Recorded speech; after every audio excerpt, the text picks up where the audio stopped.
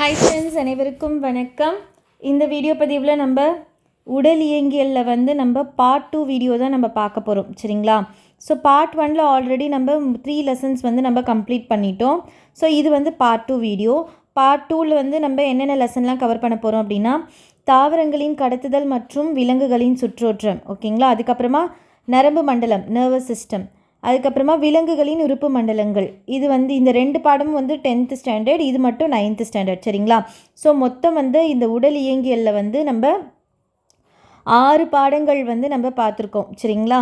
So நேற்று part 1 video நீங்கள் பார்த்துருப்பீங்க. இன்றைக்கி பார்ட் 2 வீடியோ. சரிங்களா? ஸோ இது பார்த்துட்டிங்க அப்படின்னா நம்ம ஆல்மோஸ்ட் 80% ஆஃப் சிலபஸ் நம்ம கம்ப்ளீட் பண்ணியாச்சு. நிறைய பேர் கமெண்டில் கேட்டிருந்தீங்க, மேம் நம்ம புக் பேக்கு, இந்த பாக்ஸ் இன்ஃபர்மேஷன், அதுக்கப்புறமா ப்ரீவியஸ் இயர் கொஷின் இது மட்டும் பார்த்தா போதுமா அப்படின்ட்டு கேட்டிருந்தீங்க. நான் உங்களை இது மட்டும் ஏன் பார்த்துட்டு போக சொல்கிறேன்னா, ஒன்றுமே பார்க்காம போகிறதுக்கு, சயின்ஸே நான் தொடாமல் போகிறதுக்கு, அட்லீஸ்ட் நான் இந்த இன்ஃபர்மேஷனில் நான் பார்த்துட்டு போயிருக்கேன் அப்படின்னு ஒரு சாட்டிஸ்ஃபேக்ஷனோடு நீங்கள் போகும்போது, இதிலிருந்து கொஷின் கேட்கும்போது நீங்கள் என்ன பண்ணியிருப்பீங்க, கண்டிப்பாக ஆன்சர் நீங்கள் போட்டுட்டு வந்திருப்பீங்க.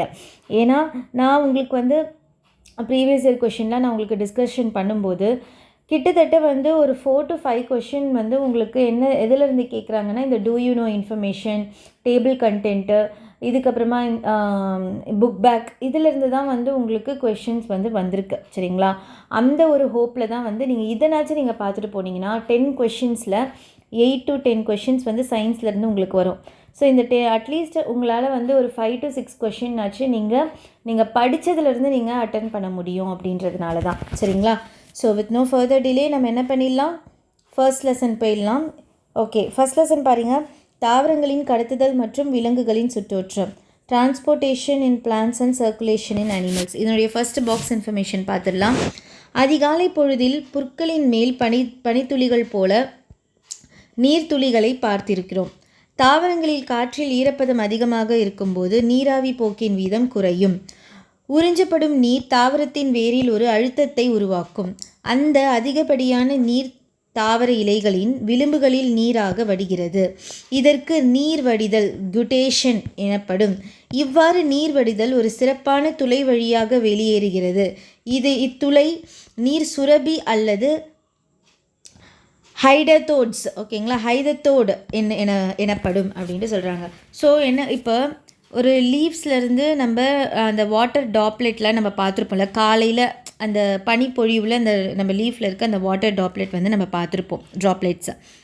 ஸோ இதனுடைய இந்த நீர் போக்கு இருக்குது தெரியுமா, அந்த தாவரங்களில் இருக்க அந்த ஈரப்பதம் என்னவாக இருக்கும்போது, அதிகமாக இருக்கும்போது இந்த நீராவி போக்கின் வீதம் என்னவாகும்னா குறையும்னு சொல்கிறாங்க. ஸோ என்ன சொல்கிறாங்க, excess of water is present in the plants. The excess of water is exadicated in the form of liquid. This is due to root pressure. இது எதனால் ஏற்படுது அப்படின்னா, ரூட் ப்ரெஷர்னால் ஏற்படுது அப்படின்னு சொல்கிறாங்க. இந்த ஃபினாமினாக்கு பேர் தான் இந்த நீர் தாவர இலைகளின் விளிம்புகளில் நீராக வடிகிறது. இதுக்கு தான் என்ன பேருன்னு சொல்கிறாங்கன்னா, நீர் வடிதல், குட்டேஷன் அப்படின்ட்டு சொல்கிறாங்க. இது which takes place through the specialised cell. இது ஒரு எது மூலமாக நடக்குது அப்படின்னு பார்த்தீங்கன்னா, இத்துளை நீர் சுரபி அப்படின்ட்டு சொல்கிறாங்க. ஓகேங்களா? ஹைடதோட்ஸ் அப்படின்ட்டு சொல்கிறாங்க. ஓகே, தெரிஞ்சுக்கோங்க ஹைடதோட்ஸ்னால் என்ன, குட்டேஷன்னா என்ன அப்படின்ட்டு. நெக்ஸ்ட்டு, பாலூட்டிகளின் ஆர்பிசியில் செல் நுண்ணுறுப்புகளும் உட்கருவும் காணப்படுவதில்லை. ஏன்? ஸோ இந்த மேமலியன்லாம் இருக்கும்ல, அதில் ஏன் ஆர்பிசி ரொம்ப கம்மியாக இருக்குது, நியூக்ளியஸும் ஏன் இல்லை அப்படின்ட்டு கேட்குறாங்க. பாலூட்டிகளின் ஆர்பிசியில் உட்கரு இல்லாதிருப்பதினால் அச்செல்லானது இருபுறமும் குழிந்த அமைப்பை பெற்று அதிக அளவு ஆக்சிஜன் இணைவதற்கான மேற்பரப்பினை பெற்றிருக்கிறது. ஆர்பிசியில் மைட்டோகாண்டியா இல்லாதிருப்பதனால் அதிக அளவு ஆக்சிஜனை திசுகளுக்கு கடத்துவதை அனுமதிக்கிறது.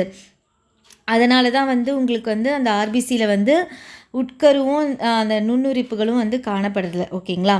எண்டோபிளாசா வலைப்பின்னல் இல்லாதிருப்பதினால் மெல்லிய இரத்த தந்துக்களின் அதிக மீளும் தன்மை பெற்று ஆர்பிசி எளிதாக ஊடுருகிறது. ஸோ அதில் வந்து ஈஸியாக வந்து ஆக்சிஜன் வந்து போக மாட்டேங்குது. ஓகேங்களா? அது அது அந்த ஆக்சிஜன் வந்து திசுகளுக்கு கடத்துவதை அனுமதிக்கிறது. ஓகேங்களா? எண்டோபிளாச வலைப்பின்னல் இல்லாதிருப்பனால் அந்த எண்டோபிளாஸ்டிக் ரெட்டிகுலம் வந்து இல்லை. ஓகேங்களா? அதனால தான் வந்து இரத்த இது தந்து அந்த ஆர்பிசி வந்து நிறைய ஊடுருவதுக்கு ரீசனே வந்து அந்த எண்டோபிளாஸ்மிக் ரெட்டிகுலம் வந்து இல்லாததுனால தான். சரிங்களா? நெக்ஸ்ட் பாருங்கள், மேலும் தெரிந்து கொள்வோம். அனிமியா அப்படின்னா இரத்த சிவப்பணுக்களின் எண்ணிக்கை குறைதல். எரித்ரோசைட்ஸோட நம்பர் வந்து டிக்ரீஸாக இருக்கிறதுனால வந்து அனிமியான்னு நம்ம சொல்லுவோம். நெக்ஸ்ட்டு லூக்கோசைட்டாசிஸ் அப்படின்னா இரத்த வெள்ளை அணுக்களின் எண்ணிக்கை அதிகரித்தல். ஓகேங்களா? அதாவது நமக்கு WBCன்ட்டு ஒன்று இருக்கும், இரத்த வெள்ளை அணுக்கள். ஓகேங்களா? அது அதிகரிச்சுது அப்படின்னா லூக்கோசைட்டாசிஸ் அப்படின்ட்டு சொல்கிறோம். நெக்ஸ்ட்டு லூக்கோபீனியா அப்படின்னா இரத்த வெள்ளை அணுக்களின் எண்ணிக்கை குறைதல். இது டிக்ரீஸு, இது இன்க்ரீஸு. ஓகேங்களா? நெக்ஸ்ட்டு த்ரோம்போசைட்டோபீனியா வந்து என்னதுன்னா இரத்த தட்டுக்களின் எண்ணிக்கை குறைதல். நம்பர் ஆஃப் பிளேட்லெட்ஸ்ன்னு சொல்லுவாங்க. ஓகேங்களா? அதுதான் வந்து இங்கே பாருங்க, டிக்ரீஸ் இந்த நம்பர் ஆஃப் தொரம்போசைட்ஸ்னாலும் பிளேட்லெட்னாலும் ஒன்று தான், இரத்த தட்டுக்கள். ஓகேங்களா? ஓகே, நெக்ஸ்ட்டு பாருங்கள், வில்லியம் ஹர்வி. ஓகேங்களா? நவீன உடற்செயலின் தந்தை, அதாவது ஃபாதர் ஆஃப் மாடர்ன் ஃபிசியாலஜி அப்படின்ட்டு யாரை சொல்கிறோன்னா வில்லியம் ஹென்ரி. ரொம்ப ரொம்ப இம்பார்ட்டண்ட். ஓகேங்களா? ஃபாதர் ஆஃப் மாடர்ன் ஃபிசியாலஜி யாருன்னா வில்லியம் ஹர்வி. ஓகே, இவர் தான் வந்து இவர் மூடிய இரத்த ஓட்ட மண்டலத்தை கண்டறிந்தார். இவர் தான் வந்து க்ளோஸ்டு சர்க்குலேட்டரி சிஸ்டமை வந்து டிஸ்கவர் பண்ணது யாருனாலும் வில்லியம் ஹென்ரி தான். நெக்ஸ்ட்டு பாருங்கள், முதுகெலும்புகளின் இதய அறைகள். ஓகேங்களா? வேர்டிபிரேட் அனிமலோடைய ஹார்ட் சேம்பர்ஸ் எத்தனை இருக்கும்? மீன்களுக்கு மட்டும் 2 அறைகள் இருக்கும். இருவாழ்வியல்களுக்கு வந்து 3 அறைகள். ஓகேங்களா? ஆம்ஃபிபியன்ஸ்க்கு. ஓகே, லேண்ட்லேயும் இருக்கும், வாட்டர்லேயும் இருக்கும். அவங்களுக்கு வந்து 3 சேம்பர்ஸ் இருக்கும். முழுமையாக 4 அறைகள் வந்து ரெப்டைல்ஸ்க்கு இருக்கும். பல்லிகளுக்கு, அதெல்லாம் ரெப்டைல்ஸ், குரோக்கடைல், அவங்களுக்குலாம் வந்து முழுமையான 4 அறைகள் இருக்கும். அதே முழுமையுறா 4 அறைகள், இன்கம்ப்ளீட் 4 சேம்பர்ட் வந்து ஊர்வன ரெப்டைல்ஸ்க்கெலாம். ஓகேங்களா? 4 அறைகள் எதுக்கெலாம் இருக்குன்னா பறவைகளுக்கு, பாலூட்டிகளுக்கு மற்றும் முதலை ஊர்வன. ஓகேங்களா? இதுக்கு இருக்கும். ஓகே, ஸோ அவ்வளோதான், முடிஞ்சிருச்சா? நெக்ஸ்ட்டு பாருங்கள், நெக்ஸ்ட்டு இன்னொரு டேபிளர் காலம், நியூரோஜெனிக் மற்றும் மயோஜெனிக் இதய துடிப்பு. நரம்பு தூண்டலினால் நியூரோஜெனிக் இதய துடிப்பு உண்டாகிறது. ஓகேங்களா? நியூரோஜெனிக் ஹார்ட் பீட் வந்து எதனுடைய தூண்டுதலால் வருதுன்னா நரம்பு தூண்டுதல். ஓகேங்களா? நர்வ் இம்பல்ஸ் மூலமாக. இத்தூண்டல் இதயத்தின் அருகில் உள்ள நரம்பு முடிச்சியினால் தூண்டப்படுகிறது. ஓகேங்களா? பக்கத்தில் இருக்க அந்த நரம்பு முடிச்சினால் இந்த தூண்டுதல் வந்து வருது. எடுத்துக்காட்டு வலைதசை புழுக்கள், பெரும்பாலான கணுக்காலிகள். நெக்ஸ்ட்டு மயோஜெனிக் இதய துடிப்பானது மாறுபாடைந்த சிறப்பு தன்மை வாய்ந்த இதய திசை நார்களால் தூண்டப்படுகிறது. எடுத்துக்காட்டு மெல்லுடலிகள், முதுகெலும்புகள், மொலஸ்கா அண்ட் வெர்டிபிரேட்ஸ். இதுதான் வந்து மயோஜெனிக் ஹார்ட் பீட். ஓகேங்களா? It is initiated by a specialised group of modified heart muscle fibres. Okay, next question. Next உங்களுக்கு தெரியுமா பாருங்கள், ஓகேங்களா? 1893. ஓகேங்களா? எட்ரியோ வென்டாக்குலர் கற்றல்களை கண்டறிந்தார். என்னென்னா ஆண்ட்ரியோ வென்டாக்குலர் பண்டில். ஓகேங்களா? ஏட்ரியோ வென்டாக்குலர் கற்றல்களை. ஓகேங்களா? யார்? ஆண்ட்ரியோ வென்டாக்குலர் பண்டில் கண்டறிந்தவர் யாருன்னா ஹிஸ். ஓகேங்களா? இதனால் இது ஹிஸ் கற்றை என்று அழைக்கப்படுகிறது. பண்டில் ஆஃப் ஹிஸ் அப்படின்னு சொல்லுவாங்க. Okay, bundle of His. Okay, next tablet column பாருங்கள். இது ஒரு அட்டவணை. ஓகேங்களா? இந்த அட்டவணையில் என்ன கொடுத்துருக்காங்கன்னா இரத்த வகைகள் கொடுத்துருக்காங்க. ஏபிஓ, ஆர்பிசியின் இது ஆன்டிஜென்ஸ் கொடுத்துருக்காங்க. அதுக்கப்புறமா பிளாஸ்மாவோட ஆன்டிபாடி கொடுத்துருக்காங்க. அதுக்கப்புறமா இரத்த வகைக்கு எந்தெந்த இரத்த வகைக்கு வழங்கலாம் அப்படின்ட்டு கொடுத்துருக்காங்க. எந்த இரத்த வகையை பெறலாம், எங்கேருந்து யார் ரிசீவ் பண்ணலாமும் கொடுத்துருக்காங்க. ஸோ இதில் நல்லா பார்த்துக்க வேண்டியது வந்து ஏபிஓ அனைத்து இரத்த வகைகளும் வழங்கலாம், எல்லாருமே வந்து இங்கே கொடுக்கலாம். ஆனால் இரத்த வகை பெறுவது வந்து ஓ மட்டும்தான், டோனர் அப்படின்ட்டு சொல்லுவாங்க. ஓகேங்களா? ஸோ இந்த டேப்லெட் காலம் வந்து இம்பார்ட்டண்ட் வந்து பார்த்திங்கன்னா ஜஸ்ட்டு இந்த ஓ வந்து ரொம்ப யூனிவர்சல் டோனர் அப்படின்ட்டு சொல்லுவாங்க. யூனிவர்சல் ரெசிபெண்ட் வந்து AB and O, AB and O வந்து யூனிவர்சல் டோனர், யூனிவர்சல் ரெசிபெண்ட். ஓகேங்களா? ஸோ அதை மட்டும் நல்லா பார்த்துக்கோங்க. ஓகே, நெக்ஸ்ட் வந்து நம்ம புக் பேக்குக்கு போயிடலாம். ஆற்றல் சார்ந்த கடத்துதலில் செயல்மிகு கடத்துதல்ன்றது பார்த்திங்கன்னா மூலக்கூறுகள் செறிவு குறைவான பகுதியிலிருந்து செறிவு அதிகமான பகுதிக்கு இடம்பெயர்கிறது.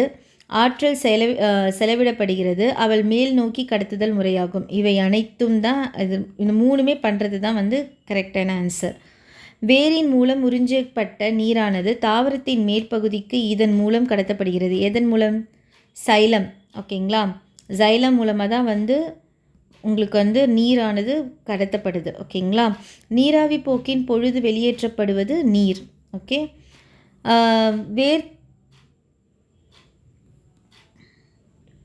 தூவிகளானது ஒரு புறணி செல்லாகும், புறத்தோலி நீட்சியாகும், ஒரு செல் அமைப்பாகும். மற்றும் ஈன் கொடுத்துருக்காங்க. ஆன்சர் வந்து பியும் சியும். ஓகேங்களா?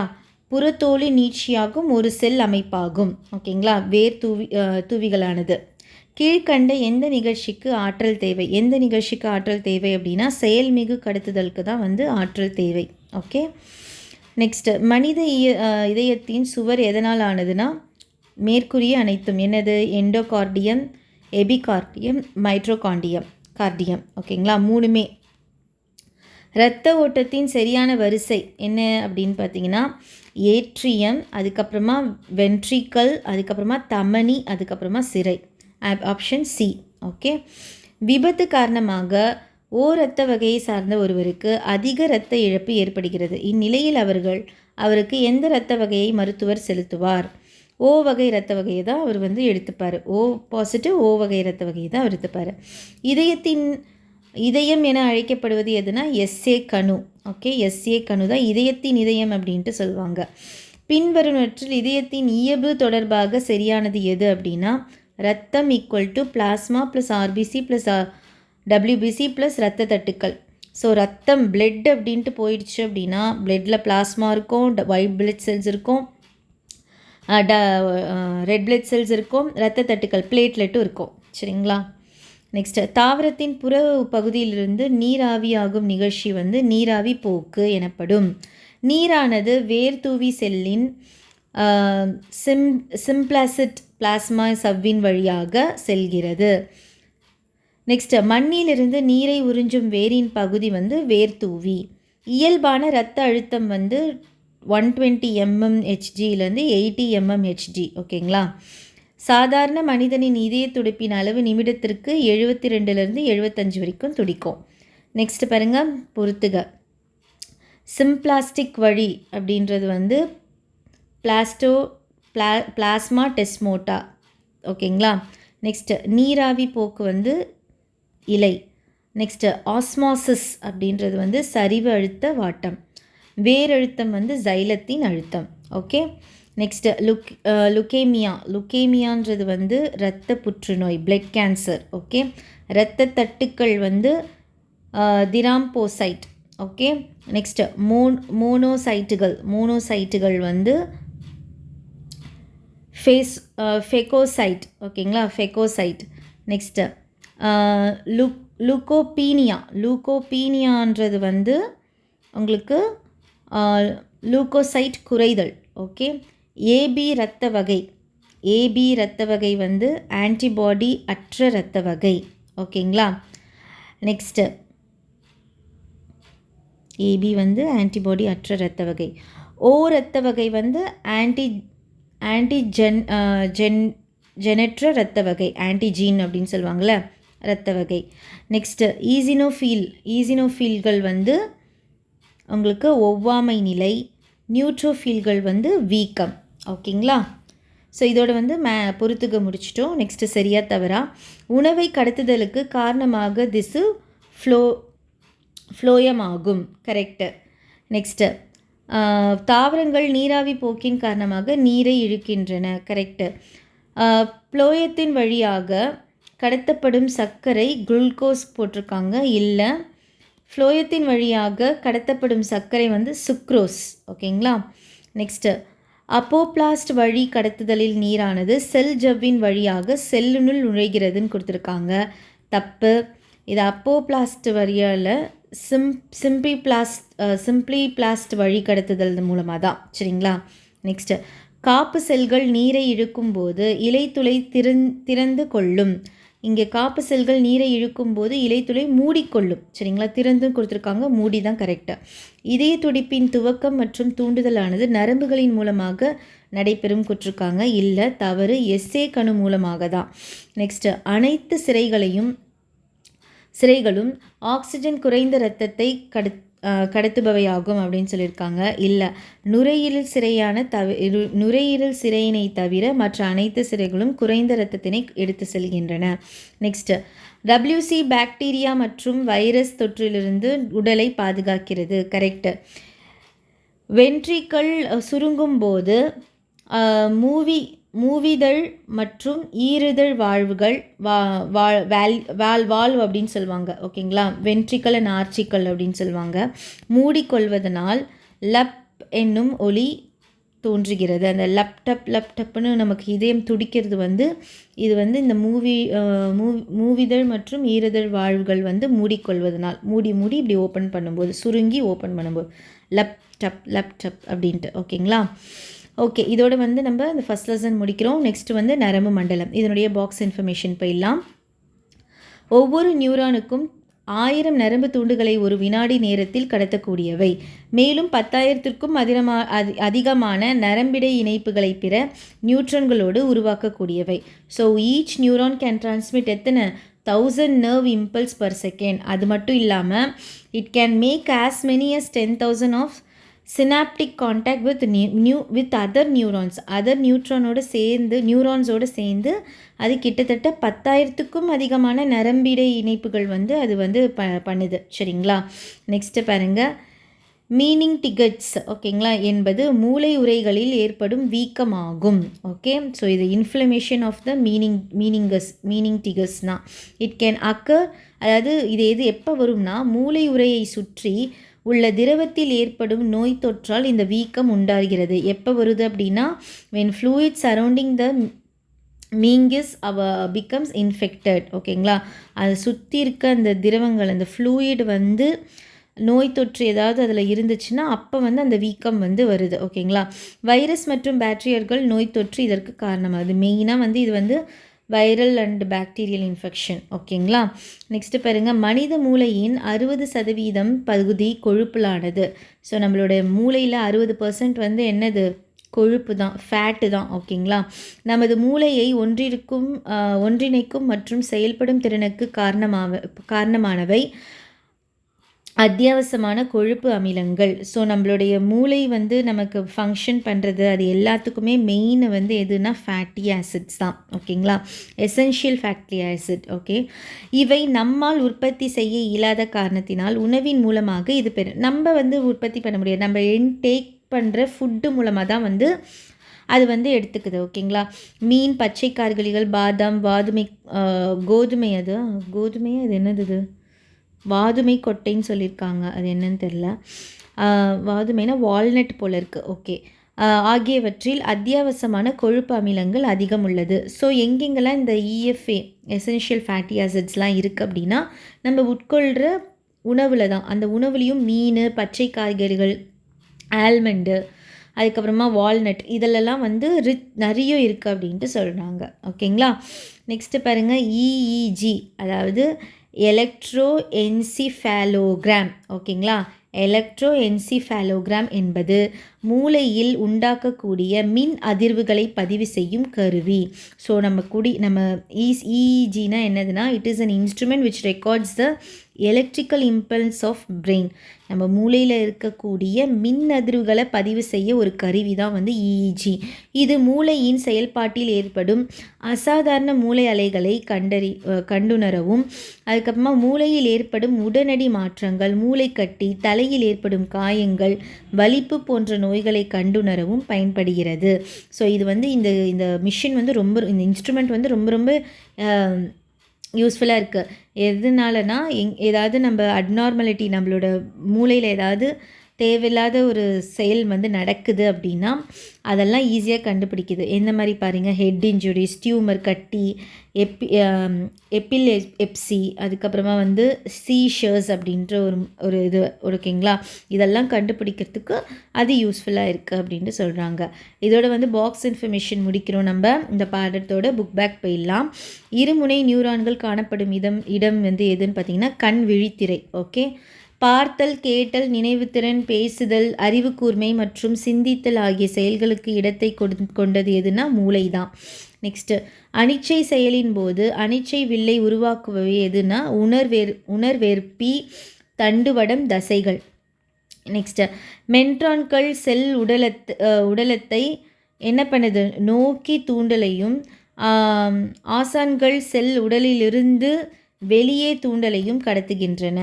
நெக்ஸ்ட்டு, மூளை உறைகளுள் வெளிப்புறமாக காணப்படும் உறையின் பெயர் எது அப்படின்னு பார்த்தீங்கன்னா டியூரோமேட்டர். ஓகேங்களா. நெக்ஸ்ட்டு, டேஷ் இணை மூளை நரம்புகளும், இது 12 இணை மூளை நரம்புகளும் 31 இணை தண்டு வட நரம்புகளும் காணப்படுது. 12, 31 நல்லா ஞாபகம் வச்சுக்கோங்க. மைய நரம்பு மண்டலத்திலிருந்து தசை நார்களுக்கு தூண்டல்களை கடத்தும் நியூரான்கள் எதுனா வெளிசெல் நரம்பு நியூரான்கள். நெக்ஸ்ட்டு, மூளையின் இருபுற பக்கவாடு கதுப்புகளையும் இணைக்கும் நரம்பு பகுதி எதுனா கார்பஸ் கலோசம். நெக்ஸ்ட்டு, ரான்வீர் கணுக்கள் காணப்படும் இடம் வந்து ஆக்சான்கள். ஓகேங்களா. வாந்தி எடுத்தலை கட்டுப்படுத்தும் மையம் எதுனா முகுலம். கீழுள்ள நரம்பு செல்களில் காணப்படாதது எது அப்படின்னா சார்கோலைமா. ஒருவர் விபத்தின் காரணமாக உடல் வெப்பநிலை, நீர் சமநிலை மற்றும் பசி எடுத்தல் ஆகியவற்றின் கட்டுப்பாட்டினை இழந்திருக்கிறார். அவருக்கு கீழவற்றுள் மூளையின் எப்பகுதி பாதிப்படைந்தால் இந்நிலை ஏற்படுகிறது. ஸோ இந்த மாதிரி ஒரு விபத்தில் இந்த உடல் வந்து விபத்து ஆகிடுது. அவரோட உடல் வெப்பநிலை, அப்புறமா நீர் சமநிலை, இதெல்லாம் வந்து அவருக்கு என்ன ஆகிடுச்சு, இழந்துடுறாரு. அப்போ மூளையில் எந்த பகுதி வந்து பாதிப்படைக்கனால இந்த நிலைமைக்கு அவர் போகிறாரு அப்படின்னா ஹைபோதலமஸ். ஓகேங்களா, ஹைபோதலமஸ். ஓகே, இந்த பகுதி இது ஆனதுனால தான் அவருக்கு இந்த இதுலாம் சிம்டம்ஸ்லாம் வந்திருக்கு.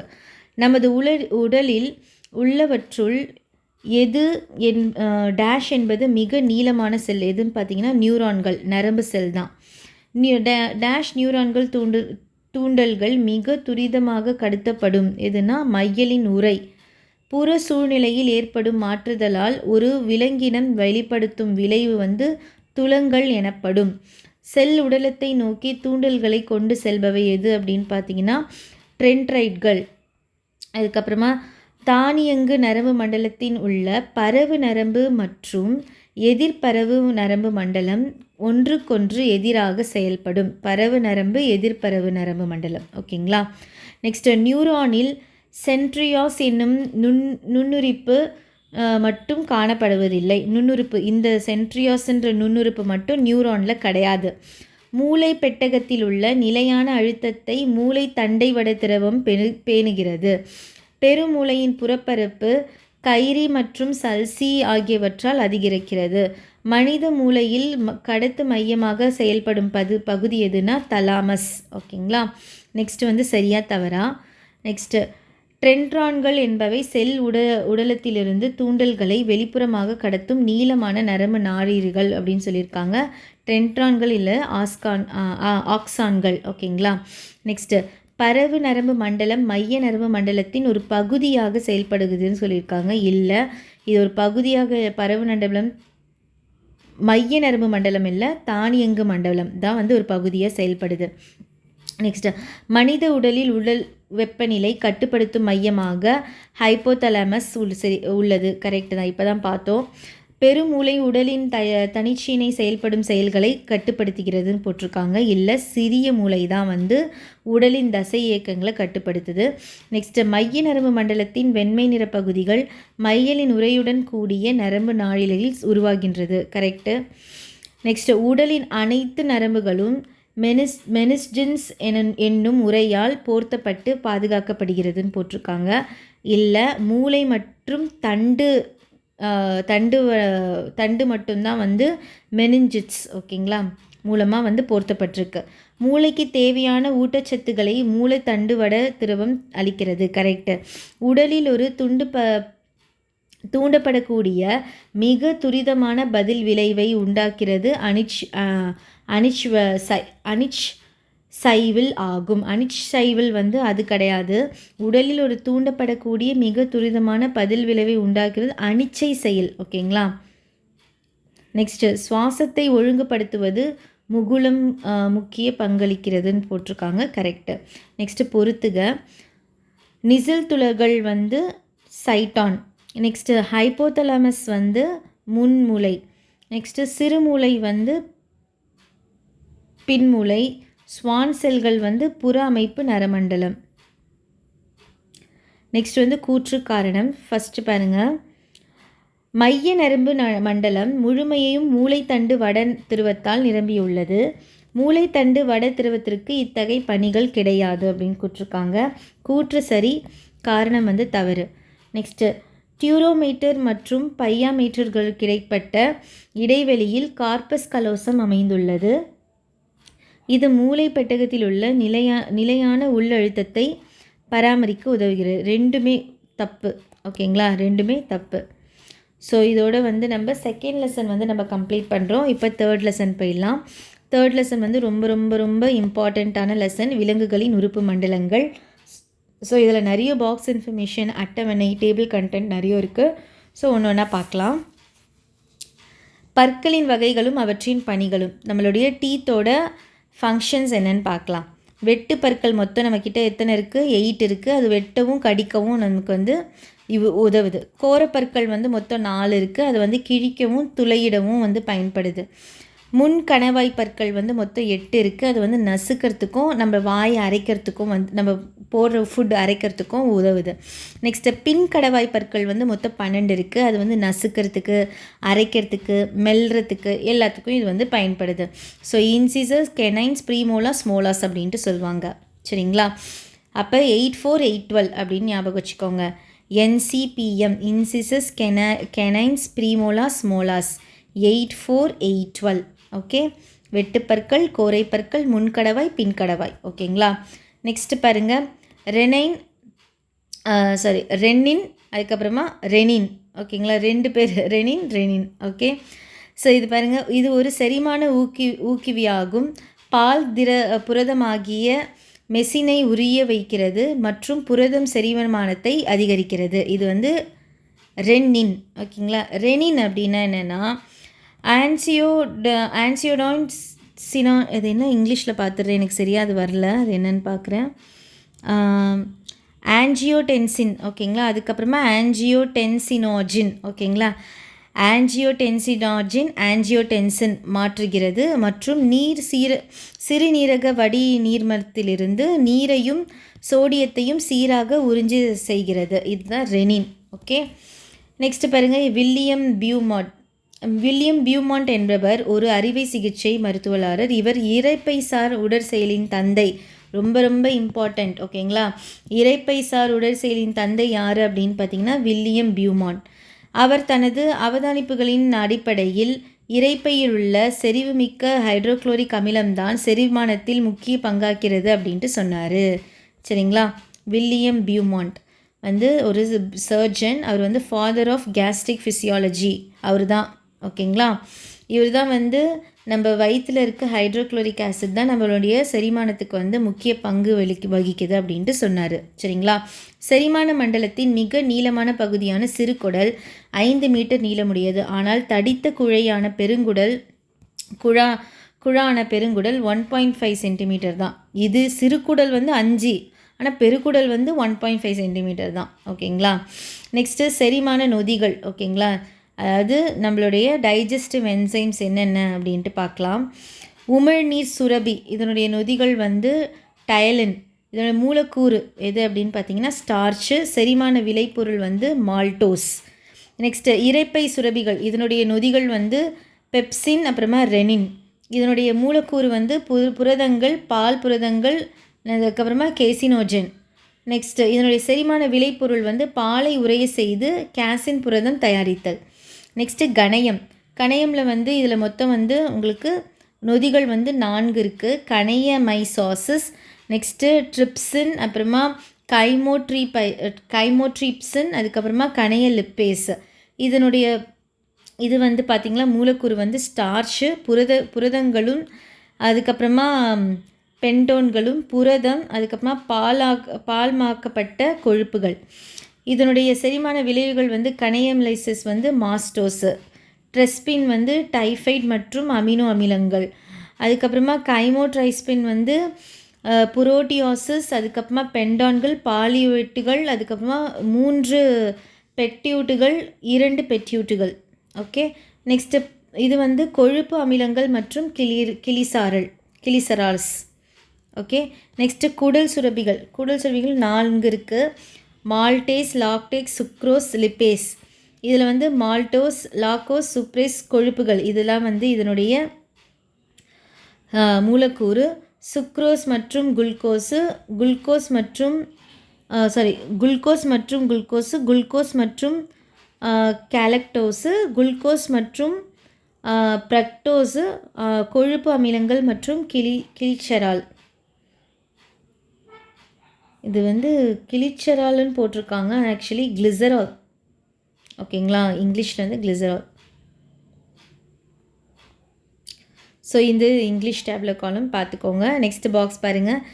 இரு நீர்களும் மொத்தமான 2 மில்லியன் நெஃப்ரான்களை கொண்டு, அதாவது நம்மளுடைய கிட்னிஸ் இருக்குல்ல, சிறுநீரகம், அது வந்து மொத்தம் 2 மில்லியன் நெஃப்ரான்ஸ் கொண்டு 170 180 லிட்டர் ரத்தத்தை வடிகட்டுகின்றன. ஓகேங்களா, இது எத்தனை ஒரு பர் டேக்கு வந்து இது ஃபில்டர் பண்ணுது 170 to 180 லிட்டர்.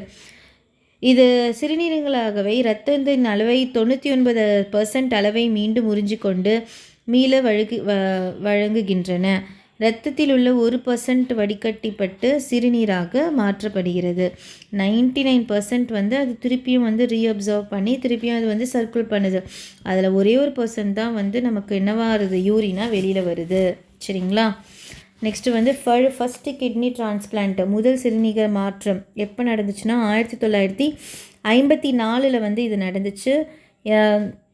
ஆண்டில் பாஸ்டன் என்ற நகரத்துள்ள பீட்டர் பென்ட் பிரிகாம் என்ற மருத்துவமனையில் ஜோசப் முக்ரே என்ற மருத்துவரும் அவரது சக ஊழியர்களும் ரெனால்டு மற்றும் ரிச்சர்ட் ஹெரிக் ஆகிய ஒத்த பண்புடைய இரட்டைகளுக்கிடையே முதலில் வெற்றிகரமாக சிறுநீரக மாற்றத்தை செய்தனர். சிறுநீரகத்தை பெற்றுக்கொண்ட ரிச்சர்ட் ஹெரிக் 8 வருடங்கள் வாழ்ந்து பின் காலமானார்.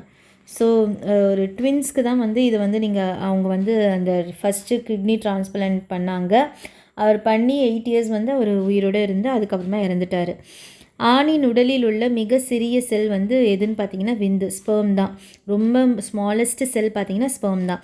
ஒரு சாதாரண ஆணின் வாழ்நாளில் 500 பில்லியன் விந்துக்களை உருவாக்கின்றன. ஒரு கிட்டத்தட்ட வந்து 500 பில்லியன் ஸ்பெர்ம்ஸ் வந்து ஒரு ஈஸியாக வந்து அவங்களால ப்ரொடியூஸ் பண்ண முடியுது. இவ்வாறாக விந்துவை உருவாக்கும் செயலுக்கு என்னது விந்துணுவாக்கம் என்று பெயர், ஸ்பெர்மட்டோஜெனிசிஸ். ஓகேங்களா, அதான் இங்கே கொடுத்துருக்காங்க. அதே மாதிரி கருமுட்டை தான் மிகப்பெரிய மனித செல் ஆகும், ஓவம். ஓகேங்களா, அதான் வந்து மிகப்பெரிய செல்லே அதுதான். கருமுட்டையானது உருவாதல் நிகழ்வுக்கு கருமுட்டை உருவாக்கம், ஊஜெனிசிஸ் அப்படின்ட்டு சொல்லுவாங்க என்று பெயர். ஓகேங்களா, formation of ova is known as oogenesis. Okay, இதோட வந்து நம்ம இது முடிச்சாச்சு. நெக்ஸ்ட் புக் பேக் பார்த்துடலாம். கீழ்காண்பவற்றுள் எது உமிழ்நீர் சுரபி இல்லை கேட்டிருக்காங்க. லாக்ரிமால். ஓகேங்களா, மனிதனின் இரைப்பையில் பெரும்பாலும் செரிப்பவை எது பார்த்திங்கன்னா புரதங்கள். நெக்ஸ்ட்டு மூச்சுக்குழலின் துளைகள் உணவானது நுழைவதை தடுப்பது எது அப்படின்னு பார்த்திங்கன்னா குரல் வலை மூடிகள். பித்த நீர் வந்து கொழுப்புகள் செரிக்க உதவுகிறது. சிறுநீரகத்தின் அடிப்படை செயல் வந்து என்ன அப்படின்னு பார்த்திங்கன்னா நெஃப்ரான். அதனுடைய செல் வந்து அலகு வந்து நெஃப்ரான். நெக்ஸ்ட் வந்து எது வியர்வையின் உடற்கூறு இல்லை அப்படின்னா புரதம்.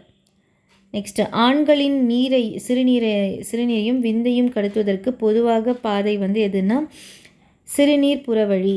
நெக்ஸ்ட்டு கீழ்காண்பவற்றில் எது பெண் இனப்பெருக்க மண்டலத்தில் காணப்பட்ட பகுதி அப்படின்னா விந்தகம். ஓகே.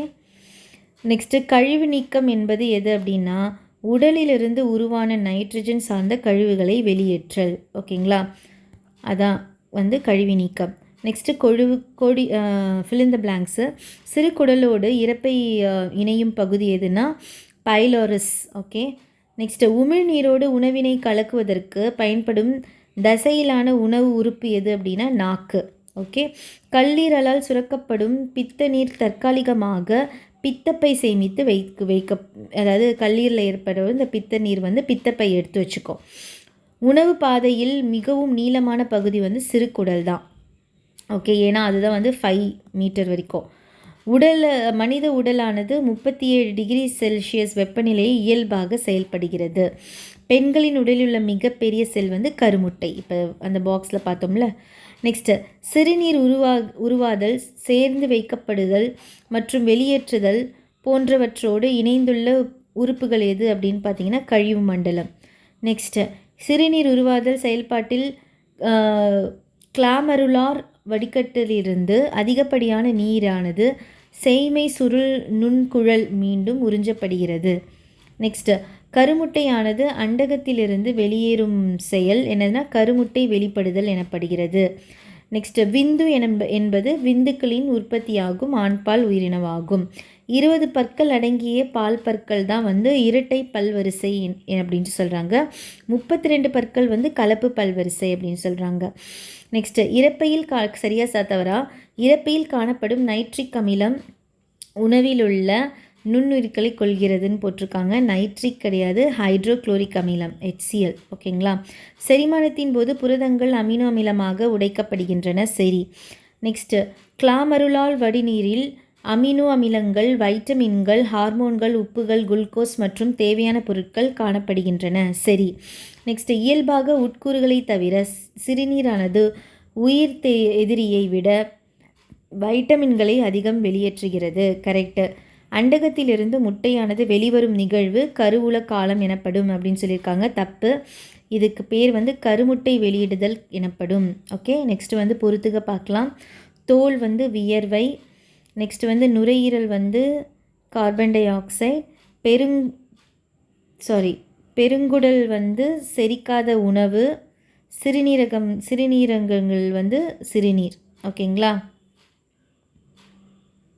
ஓகே, நெக்ஸ்ட்டு பார்த்துடலாம். நெக்ஸ்ட் வந்து டிஎன்பிஎஸ்சி புக். இது வரைக்கும் நம்ம 3 லெசனுடைய எல்லா இதுவுமே பார்த்துட்டோம். பாக்ஸ் இன்ஃபர்மேஷன் எல்லாம் பார்த்துட்டோம். நெக்ஸ்ட் வந்து ப்ரீவியஸ் இயர் கொஷின் பார்த்துடலாம். TNPSC question. ஓகே. எது டேஷ் என்ற குருதி பிரிவினை சார்ந்தவர் உலக குருதி கொடையாளர் என்று அழைக்கப்படுவார்? பிளட் குரூப் அவங்க தான் வந்து யூனிவர்சல் டோனர் அப்படின்ட்டு சொல்லுவாங்க. நெக்ஸ்ட்டு பாருங்கள், மனித இரத்தத்தில் உட்கரு இல்லாத இணைகளை தேர்ந்தெடுக்கவும். எது பார்த்தீங்கன்னா முதிர்ச்சி அடைந்த எத்ரோசைட்ஸ் மற்றும் த்ரம்போசைட்ஸ் தான் வந்து உட்கரு இல்லாத இணைகள். ஓகேங்களா. நெக்ஸ்ட்டு மனித இரத்த வகைகளை கண்டறிந்தவர் யாருன்னு பார்த்தீங்கன்னா லான்ஸ்டெய்னர். ஓகே, ஞாபகம் வச்சுக்கோங்க, லான்ஸ்டெய்னர். இரத்த சிவப்பணுக்களின் வாழ்நாட்கள், ஆர்பிசியோட வாழ்நாட்கள் மொத்தம் எவ்வளோன்னு பார்த்தீங்கன்னா 120 நாள் தான். அதுக்கப்புறமா திருப்பியும் புது செல் வந்து அது உருவாக்கும். நெக்ஸ்ட்டு மற்ற மனித இரத்த சிவப்பணுக்களில் பொதுவான அளவு வந்து எந்த நொதியில் இருக்குன்னா கார்பனிக் அன்ஹைட்ரேஸ். ஓகேங்களா, அந்த என்சைமில் தான் இருக்குது. நெக்ஸ்ட்டு அடைக்காக்கும் பையானது காணப்படும் உயிரினம் எது அப்படின்னா ஆண் கடல் குதிரை, மேல் சீஹோர்ஸில் தான் வந்து ப்ரூட் பவுச் அப்படின்ட்டு ஒன்று இருக்குது. வவ்வாலில் வந்து வியர்வை சுரபிகள் வந்து எங்கே இருக்குது அப்படின்னா தலையின் பக்கவாட்டில் அது இருக்குது, ஸ்ப்ளெட் கிளான்ஸு. மனிதனின் பல் சூத்திரம் என்னன்னு பார்த்தீங்கன்னா 2123 டிவைடட் பை 2123. ஓகே, இதான் வந்து ஃபார்முலா, டென்டல் ஃபார்முலா. நெக்ஸ்ட்டு முள்ளெலும்பு மற்றும் குடல்வால் எதற்கு எடுத்துக்காட்டுனா எச்ச உறுப்புகளுக்கு எடுத்துக்காட்டு.